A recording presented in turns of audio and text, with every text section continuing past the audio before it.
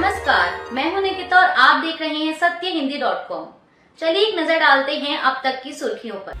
उत्तर प्रदेश के अयोध्या में 22 साल की एक दलित महिला की बेरहमी से हत्या करने का मामला सामने आया है।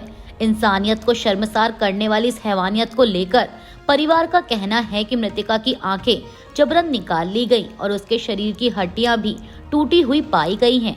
परिवार के मुताबिक गुरुवार शाम से महिला का पता नहीं चल रहा था और परिवार के लोग उसकी तलाश कर रहे थे, जिसके बाद शनिवार की सुबह महिला के एक रिश्तेदार ने गांव की एक सुनसान नहर में उसका मृत शरीर देखा, जिसके बाद उसने परिवार के सदस्यों को इस बारे में जानकारी दी।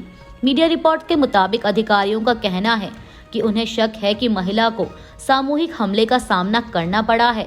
वहीं परिवार ने ये भी बताया कि जब उन्होंने महिला का शव नहर से निकाला, उस वक्त शव पर कोई कपड़े नहीं थे। महिला की आंखें जबरदस्ती निकाली गई थीं और उसके चेहरे और सिर पर गंभीर घाव के निशान दिखाई दे रहे थे और साथ ही पूरे शरीर पर भी चोट के निशान थे।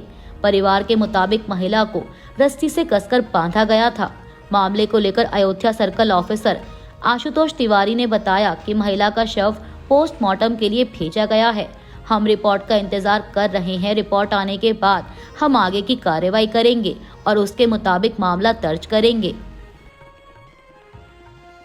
उत्तर प्रदेश के अयोध्या में 22 साल की दलित महिला की बेरहमी से हत्या के मामले में समाजवादी पार्टी सांसद अवधेश प्रसाद फूट फूट कर रोते हुए नजर आए हैं। समाचार एजेंसी एएनआई के मुताबिक घटना पर रविवार को हुई एक प्रेस कॉन्फ्रेंस के दौरान अवधेश प्रसाद भावुक हो गए। उन्होंने रोते हुए कहा कि हमें दिल्ली जाने दो, लोकसभा में मोदी के सामने हम बात रखेंगे, न्याय ना मिला तो हम लोकसभा से इस्तीफा दे देंगे। सपा सांसद ने कहा कि हम बेटी की जान बचाने में नाकामयाब हो रहे हैं, इतिहास क्या कहेगा। अयोध्या में दलित महिला की बेरहमी से हत्या के मामले में कांग्रेस सांसद राहुल गांधी ने भी नाराजगी जताई है। उन्होंने एक्स पर एक पोस्ट में लिखा कि अयोध्या में दलित बेटी के साथ हुई अमानवता और उसकी नृशंस हत्या हृदय विदारक और बहुत शर्मनाक है। राहुल ने प्रशासन पर समय पर ध्यान न देने का आरोप लगाया और कहा कि 3 दिनों से गूंजती बच्ची के परिवार के मदद की पुकार पर अगर प्रशासन ने ध्यान दिया होता तो शायद उसके जीवन की रक्षा हो सकती थी। एक और बेटी के जीवन का इस घिनौने अपराध से अंत हो गया। आखिर कब तक और कितने परिवारों को इस तरह रोना तड़पना पड़ेगा। बहुजन विरोधी भाजपा राज खासकर उत्तर प्रदेश में दलितों पर घृणित अत्याचार, अन्याय और हत्या बेलगाम बढ़ता जा रहा है। कांग्रेस नेता ने कहा कि उत्तर प्रदेश की सरकार इस अपराध की तुरंत जांच कर दोषियों को कड़ी से कड़ी सजा दिलवाने के साथ जिम्मेदार पुलिस कर्मियों पर सख्त कार्रवाई करे और कृपया कर पीड़ित परिवार को हमेशा की तरह प्रताड़ित ना करें। देश की बेटियां और पूरा दलित समाज न्याय के लिए आपकी ओर देख रहा है।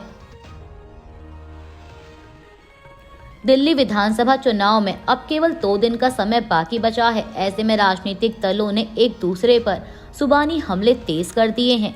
इसी कड़ी में आम आदमी पार्टी ने भाजपा पर बड़ा आरोप लगाते हुए कहा कि प्रचार के दौरान नई दिल्ली विधानसभा क्षेत्र में उनके कैंपेन गाड़ी को तोड़ा गया। पार्टी प्रमुख अरविंद केजरीवाल ने एक्स पर लिखा कि हमारे कार्यकर्ताओं को भी अमित शाह जी के गुंडे डराने धमकाने में लगे हुए हैं। इसके साथ ही केजरीवाल ने उस पोस्ट को भी टैग किया जिसमें आम आदमी पार्टी ने लिखा है कि प्रचार से रोकने के लिए भाजपा के गुंडों द्वारा पूरी दिल्ली में हिंसा जारी है। बीजेपी के गुंडे पूरी दिल्ली में आतंक मचा रहे हैं। आम आदमी पार्टी कार्यकर्ताओं की प्रचार सामग्री छीन रहे हैं, एलईडी स्क्रीन वाली गाड़ियों पर हमले कर रहे हैं। केजरीवाल ने आगे आरोप लगाते हुए कहा कि लेकिन दिल्ली पुलिस और चुनाव आयोग अमित शाह के इशारे पर खामोश बैठकर सिर्फ तमाशबीन बने हुए हैं। दिल्ली वाले इस गुंडागर्दी और हिंसा के लिए बीजेपी को पूरी तरह हराकर सबक सिखाएंगे। पंजाब विधानसभा की प्रेस गैलरी समिति ने मुख्य चुनाव आयुक्त को पत्र लिखकर दिल्ली पुलिस द्वारा पत्रकारों को हिरासत में लिए जाने की शिकायत की है। पीटीआई के एक रिपोर्ट के मुताबिक पत्र में लिखा है कि आपको जानकर हैरानी होगी कि दिल्ली विधानसभा चुनाव में आम जनता और पत्रकारों को सुरक्षा मुहैया कराने की जिम्मेदारी लेने वाली दिल्ली पुलिस के कुछ कर्मचारी व अधिकारी सरेआम धक्काशाही करने में लगे हुए हैं। पंजाब के 2 दर्जन के करीब पत्रकार आधिकारिक रूप से ड्यूटी पर दिल्ली चुनाव को कवर कर रहे हैं और जब इन पत्रकारों को जानकारी मिली कि चुनाव को धूमिल करने की कोशिश में कुछ लोग शराब व अन्य सामग्री बांटने में लगे हुए हैं। इन पत्रकारों ने जब इस कार्रवाई को कवर करने की कोशिश की तो राजनीतिक पार्टी के कार्यकर्ताओं की तरफ से उनके साथ दुर्व्यवहार किया गया और जब पत्रकारों ने पुलिस को फोन कर मदद मांगी तो इसके उलट दिल्ली पुलिस द्वारा ही उनके साथ दुर्व्यवहार किया जाने लगा। कांग्रेस ने मनरेगा का बजट स्थिर रखने को लेकर केंद्र की मोदी सरकार पर निशाना साधा है। कांग्रेस का कहना है कि इससे ग्रामीण आजीविका के प्रति उसकी उपेक्षा उजागर होती है। आपको बता दें कि ग्रामीण रोजगार पर केंद्रित महात्मा गांधी राष्ट्रीय ग्रामीण विकास योजना यानी मनरेगा के लिए 86,000 करोड़ रुपए की धनराशि आवंटित की गई है, जो कि पिछले वर्ष के समान है। इस पर प्रतिक्रिया देते हुए कांग्रेस महासचिव जयराम रमेश ने एक्स पर एक पोस्ट में लिखा कि ग्रामीण क्षेत्रों में बढ़ते संकट के बावजूद सरकार ने 2025-26 के लिए मनरेगा का बजट 86,000 करोड़ रुपए पर स्थिर रखा है। यह प्रभावी रूप से मनरेगा के लिए किए गए वास्तविक आवंटन में गिरावट को दर्शाता है। कांग्रेस नेता ने कहा कि ऊपर से चोट पर नमक छिड़कने के लिए अनुमान बताते हैं कि बजट का लगभग 20% पिछले वर्षों के बकाये को चुकाने के लिए खर्च किया जाता है। उन्होंने कहा कि यह प्रभावी रूप से मनरेगा की पहुंच को कम कर देता है, जिससे सूखा प्रभावित और गरीब ग्रामीण श्रमिक अधर में ही रह गए हैं। यह श्रमिकों को दिए जाने वाले वेतन में किसी भी वृद्धि को रोकता है। केरल की सत्तारूढ़ सीपीआईएम सरकार ने रविवार को केंद्रीय बजट 2025-26 में राज्य की कथित उपेक्षा को लेकर केंद्र के खिलाफ अपना हमला तेज करते हुए कहा कि यह भाजपा की केरल विरोधी मानसिकता को दर्शाता है। सीपीआईएम के राज्य सचिव एमवी गोविंदन ने कहा कि केंद्रीय बजट यह सोचने पर मजबूर करता है कि क्या केरल राज्य भारत का हिस्सा नहीं है।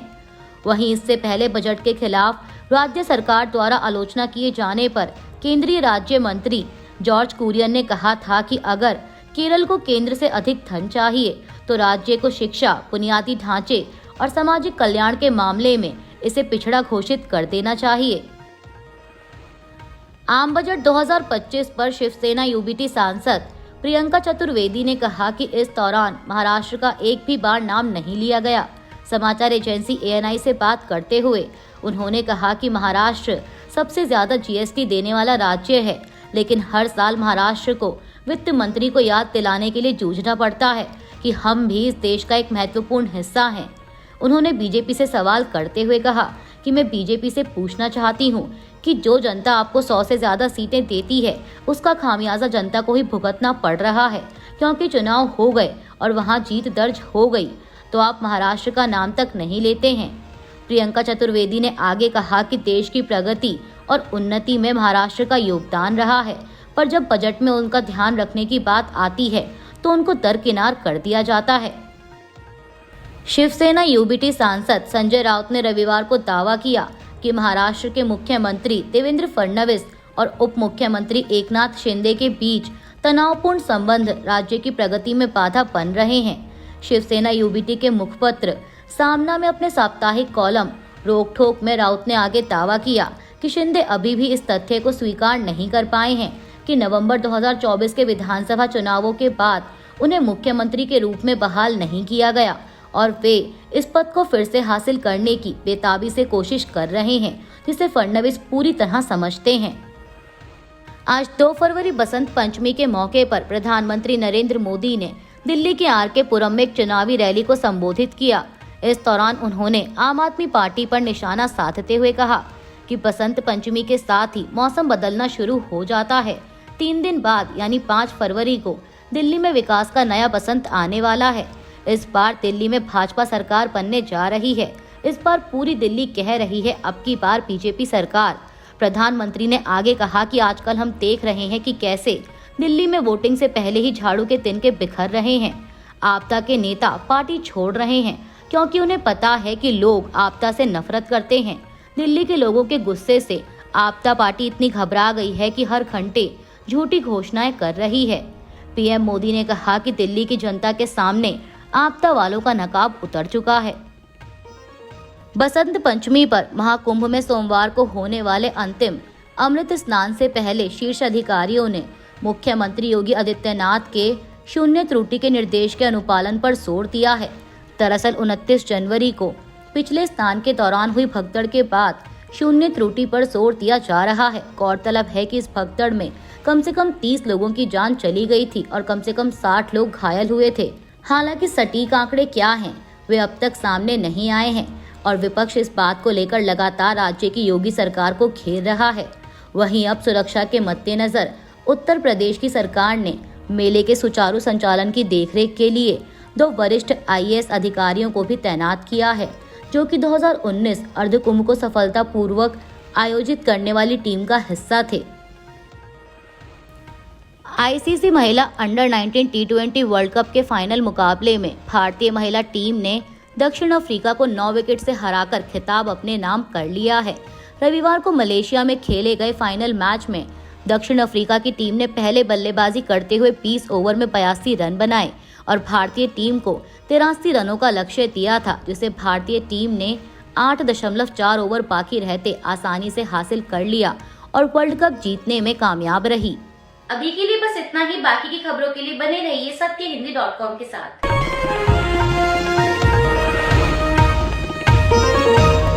Copyright disclaimer under Section 107 of the Copyright Act 1976. Allowance is made for fair use for purposes such as criticism, comment, news reporting, scholarship, and research. Fair use is a use permitted by copyright statute that might otherwise be infringing.